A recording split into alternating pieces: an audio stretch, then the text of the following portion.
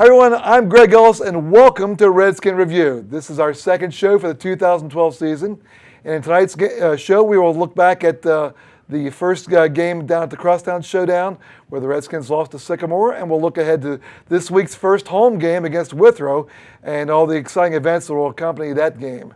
With me as filling in for Dan Albers is John Raymond. As Dan is stuck in traffic, as it were. And also here, of course, is Coach Jeff Giesting. Guys, welcome. Thanks. Thank you. I wasn't at the game, but of course John was there doing the game with Dan. And Jeff, you lost to a real good Sycamore team, and you knew going in that they were going to be a tough challenge. Yeah, we knew they were going to be tough to defend. Scott Totillo's a really good coach, and they had enough returning parts of their offense that made them very dangerous. And we're really young on defense, and you know, they made plays. Their quarterback is going to just kind of pick up where the kid Kyle Ness, I think was his name last year's, left off, and they're going to score some points. I guess I was a little more surprised at how good their defense was. Their defense was really good, and you know, they didn't make the mistakes we made either. And we had a special teams mistake. We had offensive mistakes when we got down into their end and couldn't complete drives. We had defensive problems, just being young and small. And, you know, it was a combination of a lot of things. It was very disappointing, you know, to get beat 38-7, and it was 38-0 at one time. But I felt like, you know, 16-0 at half. I felt like we could have had at least 2 touchdowns at the half, but we kind of shot ourselves in the foot, and that was kind of the difference in the game. Was they didn't do that, and we did shoot ourselves in the foot. Mm-hmm. So you had a lot of guys playing varsity at the varsity level for the first time. Yeah, especially on defense. Yeah, and to be going up against a real good Division I team like that in a venue like Nippert, that had to be a little overwhelming to some of those kids. Yeah, I think I've been talking to the kids all week. It's a different mentality, and it's just a different atmosphere to play varsity football than it is to play JV or freshman football, and they have to understand that and the effort that it takes. And you know, when you're playing 15, 16-year-old sophomores against 17, 18-year-old seniors, and they're outmatched strength-wise and experience-wise, it makes it tough. And we had a couple of those situations, and you know, the sophomores, they played hard, they did the best they could do, but you know, we knew it would be a difficult task for them to play really well against experienced teams. You know, you had some kids that 2 years ago were playing over at Nagel Middle School, and all of a sudden they're playing down there on a Division I college football field. Yeah, it's a big jump from Nagel Middle School down to the Showdown. So, but you know, still, it's a great event, and I think it's a great experience for our kids to be in that, and we try to be in it every year. And you know, you play in a college atmosphere, and UC treats us so well, and Tom Gamble and the Skyline people do such a great job of making it a marquee event to kick off your football season. And unfortunately, we just didn't represent ourselves the way we would have liked. Go ahead, John. Well, one of the things that Dan and I noticed, and we talked about it just in a few minutes, but even like with our kicker, Dylan, I mean, if you think he was at Nagel last year kicking, and he's down now on UC's football field. Yeah, freshman kicking. And freshman kicker, and you know, it's just the whole nerves and everything that goes along with it, but you're right. I mean, they put on such a first-class, you know, atmosphere, and everything was great when the crowd was good, and of course the opponent, you know, came ready to go too, so it's just, you know, how you go out and play.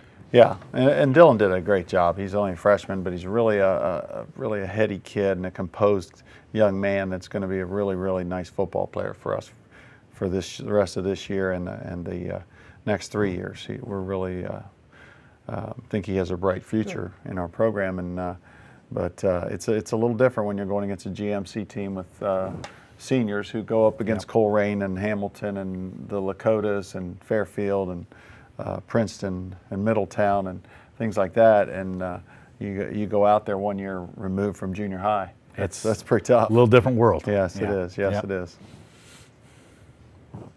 Go ahead, Greg.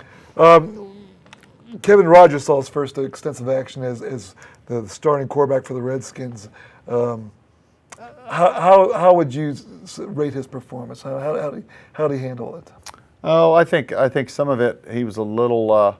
I don't know if overwhelm's the right word, but I think maybe we had too much in for Kevin the first game. He did some really nice things running the football. and I think he was a little excited and missed a couple throws, and then he kind of started pressing a little bit. But I mean, he played fine for his first true varsity game of being a starter and that kind of thing, and knowing that he was going to play the whole game. He spot played last year at times, and there wasn't a lot of pressure on him. He'd go in and run the football a couple times, and he'd come back out for a while, and he had to keep going back out there. And so I think he learned a lot, and he's a smart kid, and he's really dedicated to being a good player. So I think he's going to bounce back and have a good performance this week.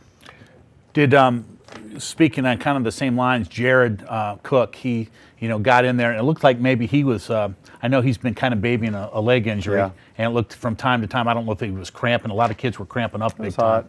But how is he doing? And he's healthy. I mean, I think Jared's a lean kid. There's not a lot of fat on him, and he had a high hamstring that was a problem in the preseason. But I don't think that really caused him any issues. I think. Being hurt, though, and not being conditioned, because when you're injured, you can't condition as much, maybe affected him a little bit in the heat. And, we asked him to do a lot. He's running all over the place. He's returning kicks, and, he's going to get tired. So he's fine, and he'll come back. I mean, I think he had 4 catches in the game, and he was real close to breaking a couple things. And, he'll have a good year for us. How'd the offensive line, in your view, knowing that the size that they are, but you still got some younger players, how was your overview of how they played? I think they played okay. I mean, the O-line, for the most part, I thought their protection was pretty good when we threw the ball, and our run blocking wasn't too bad. Brian Pollock had his first varsity start in there because Evan Spangler's been hurt, and he came in and was playing next to his brother and did a pretty good job for the first time. And, so I think, the offensive line's expected to be a strength for our team. And there's some big seniors in there with Andrew Pollock and Joe Turner, Carson Ayers. So those 3 guys have to lead that group, and they will. And they'll continue to get better. We kind of held our own in that regard up front offensively, but like I said, we'd move the ball, and sometimes we were moving it in chunks. Yeah. But then we would shoot ourselves in the foot. We'd get a penalty or get a couple sacks or something like that. So, they're going to be fine. From what I read in the paper, early on the defense was holding its own a little bit. Then Simpson must have had a big, long touchdown run. Then after that, he just started pounding on after that. Yeah, we stopped him the first time, and which was really good. We took the ball originally on the kickoff and had to punt it to them, and then we stopped them right away. So I mean, we held our serve, so to speak, but I think they made some adjustments and with some things we hadn't seen in film. And when you have a young team that you're trying to make adjustments during a game, it's really hard. And some of our young guys couldn't quite do it, so we had to simplify some things for them. And hopefully they'll be better prepared this week to handle some stuff that they haven't seen on film and so forth. But yeah, Sycamore got rolling a little bit, and they made some plays, and we missed a couple of tackles here and there, and then we had a special teams mistake, which gave them great field position and led to score as well. You can't do those kind of things when you're a young team, and you just got to play really solid football, and we got to work on that. One of the players that Danny mentioned to me that played really well was Josh Carell. Yeah. He said Josh Carell played. We call his name a lot. Yeah, he did. He had a lot of tackles, and that's good and bad. It's good in that he's involved in everything else, but he's also the free safety, and a lot of the schemes, it's not designed for him to be the guy making all the tackles. Right. So, but he's pursuing, he's really hustling, and he's going to be a good player too.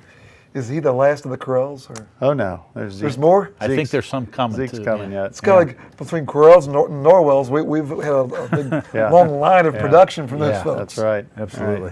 Was there any of your new the sophomores, juniors, young players that surprised you that stood out in this game? Well, I think Derek Mollenkamp did a nice job having to play defensive end over Division I tight end, and Derek, like I said, he's only a sophomore, and he kept sticking his nose in there and doing the best he could. But physically, when he's 175, 180 pounds and this kid's 240, there's a huge mismatch there. Yeah. And but so we were happy with him. I thought Austin Facito did a nice job when he went in later in the game, returning some kicks and running the football, and so they got some valuable experience, and hopefully they can learn from it. Good. Did you play any different defensive schemes? It looks like sometimes you lined up with 3 and sometimes on 4 on the. Well, it depends sometimes on the formation, and they were giving us a lot of unbalanced, which was what we hadn't seen as much of in film. Okay. And so our young guys had, we'd walk different guys up on there and so forth. But we're basing out an odd front. We're 3-4 this year, and it's new, but the kids are picking it up. It's just some of the run fits are a little bit different on some stuff, and we're still over pursuing and at times, and the cutbacks have hurt us. So there's all those fundamental things that with any defense you have to constantly work on. Right. Were you surprised that you didn't score more points? I know that the offense was a little behind. Was it behind it? No, the offense was ahead of the defense. Yeah. So were you surprised they didn't score more points? Yeah, I was, and I told them that. I said, you guys have to carry us till we grow up on defense a little bit. And I said we had a drive. We were on their 32. I think it was 3rd and 2. We got a penalty. Stopped that drive. Right. We were down on their 22, 1st and goal or 1st and 10, and we didn't get any points out of that. Oh, man. We were on their 40-yard line. I mean, we put together about 3 or 4 8-play drives, and then, we'd make a mistake and shoot ourselves in the foot. We couldn't do that, and that's why, like I said earlier, I think we should have had at least 2 touchdowns. At the half, the game would have been close. Our kids would have,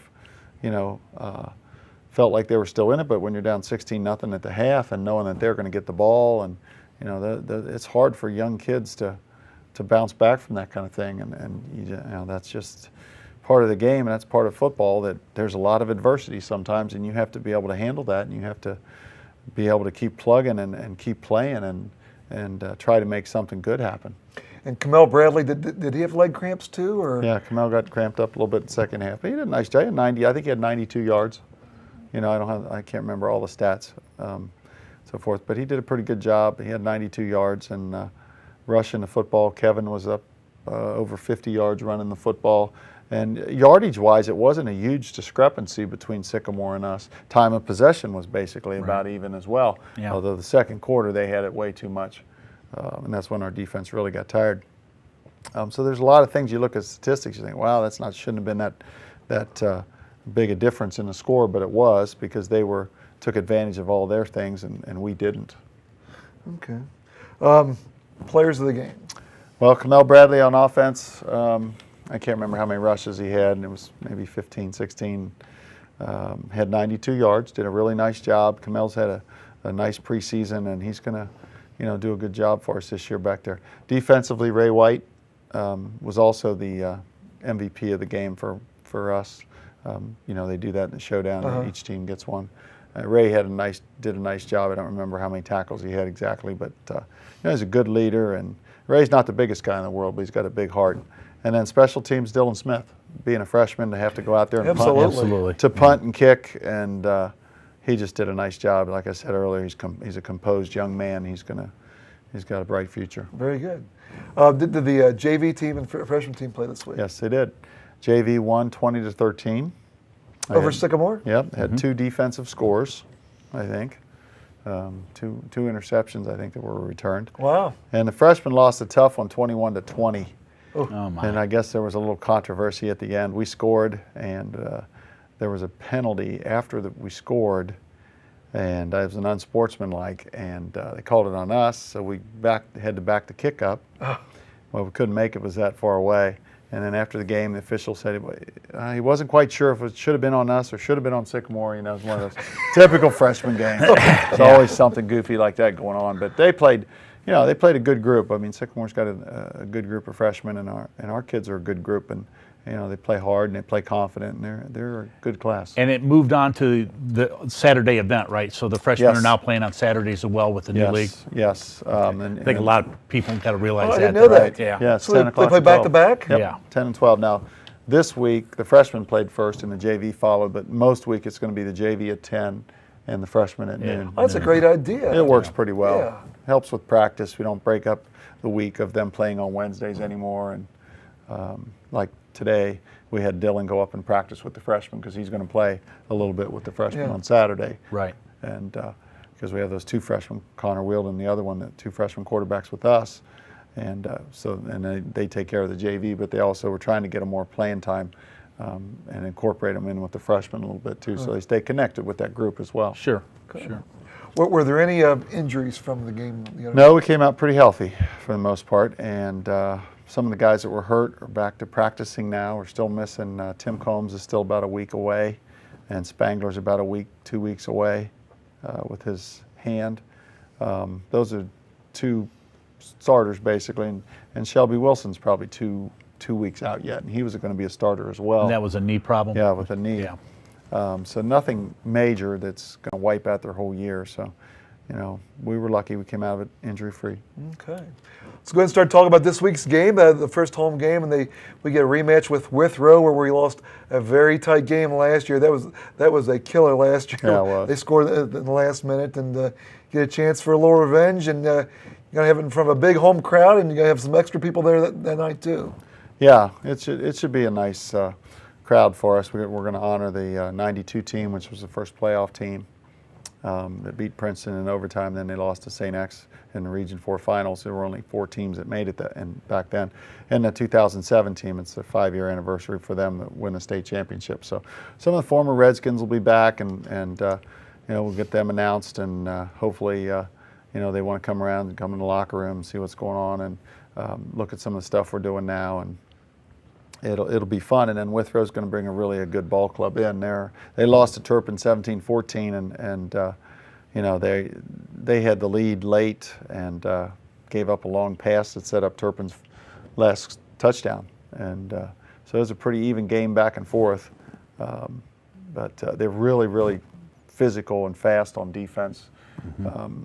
It's going to be a tough matchup for our offense, and and then offensively, they've had some personnel things, some changes. Their quarterback, I don't think, is no longer with them. So there's somebody else playing quarterback, so they're struggling a little bit on there, but they've had a week to take care of that problem now. That's what I was going to ask you about, a little bit of what some of their offensive strengths. Yeah, well, they're going to try to get the ball to the edge a little bit on us, I think, and run some speed option and things. And they're in a different offense this year. They're kind of in a pistol formation a little bit, but they're running more veer option, blocking down and trying to run the option that way. And they'll throw the ball as well, and their speed will be a problem for us. Mm-hmm. They're huge up front, a couple 300-pounders on their offensive line, really, really big, and a couple 400-pounders on the sidelines. So they're just big. Big kids. You watch the film, and all of a sudden you see this big kid standing on the sideline. Wow. Yeah. 6'8", 450, and you're going, man, he's humongous. Is that right? Oh, yeah. Oh, my God. I don't know Is he a senior? I don't even know. We would hope so. I don't even know. But they're fast. They're like I said, their defense is the strength of their team right now. They got some Division I kids over there, and linebacker that's committed, I think, to Ball State.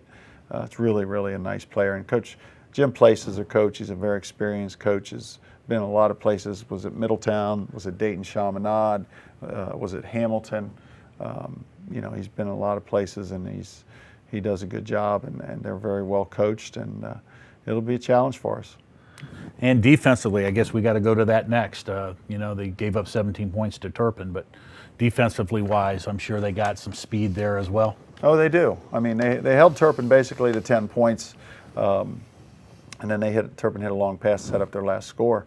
And Turpin lost one of their best players, Ryan Milliken, early in the game. Oh, okay. It's a shame. He's had a pretty severe injury, I think. Well, and he's so they he's yeah. a good player. He's a good kid, good player, and so they had to adjust to that, and they made some adjustments, and they played really good defense against Withrow, and they kept them in the game. And when they had a chance to make a play, they did. They beat Withrow at the end. And Withrow played a lot of man-to-man.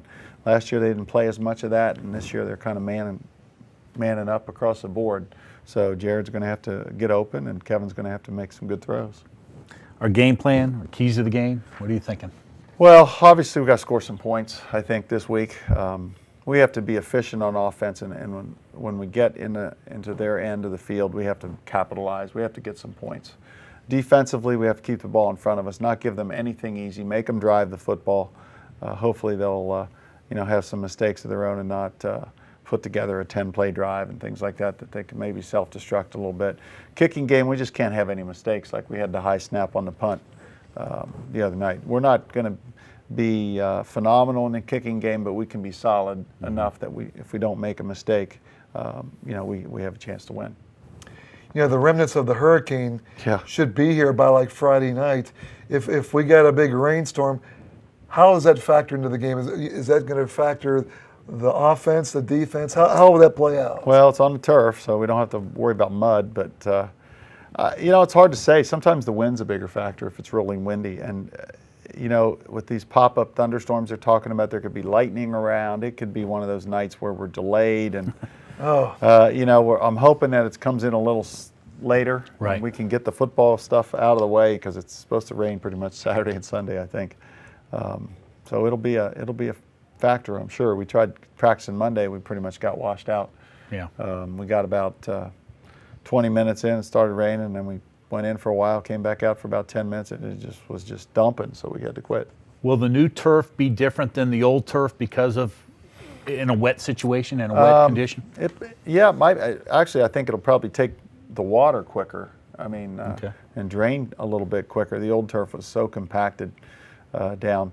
The new turf is still a little looser and spongier. The old stuff was really packed down, so it'll be a little bit different track, I think, but still better than being on grass. Oh, absolutely. In a rainstorm, for sure. No doubt. No doubt. So as we talked about, we're going to honor the '92 team that won the first playoff game against Princeton, and of course the 2007 state championship team. You were part of both those coaching staffs. Yeah. It was. I guess '92 had been my fourth year, and it was just a great group of kids that, that of all the great teams we've had, that team stands out. They had a tremendous amount of talent, but they always expected to win. They always did, and they thought they were going to win a state championship, and they gave St. X a great run for their money, who ended up being state runner-up that year. We got a bad spot on that fourth down. Yeah, some people that say was one of the most exciting football games. We got a bad spot on that. I think Andy Mack on WLW said the same thing. That was neat about it. We played at Galbraith Field against St. X. Had a huge crowd, and it was 700 WLW put on the radio, and so forth. So we had just some great memories of those guys and some really good characters. And then the '07 team was just it was special to me as my first year. Yep. And and then they go and overachieve and win a state championship, and we were hoping just to kind of survive that year and maybe win the league and see what happened, because we didn't have a lot of seniors, and we had some guys that just really played well, and they really grew as a team, and accomplished the ultimate goal.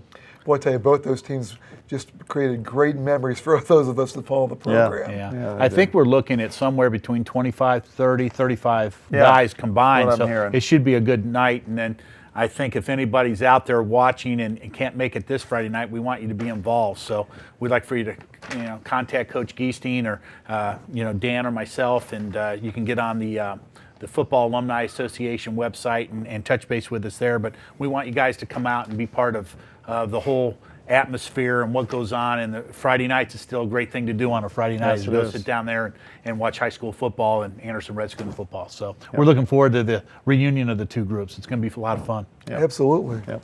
Okay, let's wrap it up here. Let's thank the folks who make this broadcast and all the football games possible. The good folks up here at Anderson Community Television. And thanks to, of course, John and Dan for supplying his website, which we'll talk about in a minute here. And Denise White for helping us out and bringing us food during the home games, things like that, which is what Dan really pays a lot of attention to. Yeah. But and the football moms, we appreciate all their help. And don't forget, if you can't make a game, or if you have someone out of town that you want to keep up with the Anderson program, Dan's website is usbnsports.com.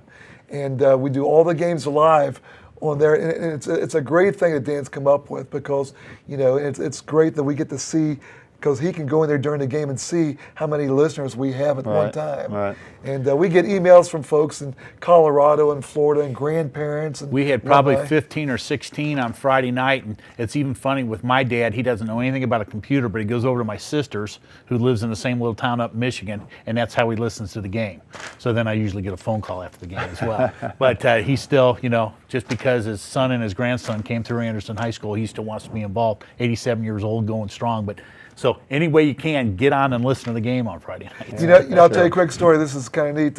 Last year when we beat Turpin on the last play of the game, Coach Suriano and a couple other folks were sitting in someone's driveway listening to us listening to us on USBN Sports. Yeah. And so It's special. It's a lot of stuff a lot of high schools don't have, and I think it's a special thing. So. Yeah, it is. So, Coach, good luck this week. Thank I you. hope you come out with a win. And Yeah. John, thanks for filling in, buddy. We You appreciate bet. it. You bet. Anytime. Might So- make you permanent, John. Yeah, there Yeah, you that's go. right. Keep Dan away. So. All right, so for John Raymond, for Coach Giesting, I'm Greg Ellis. Thanks for joining us for Redskin Review.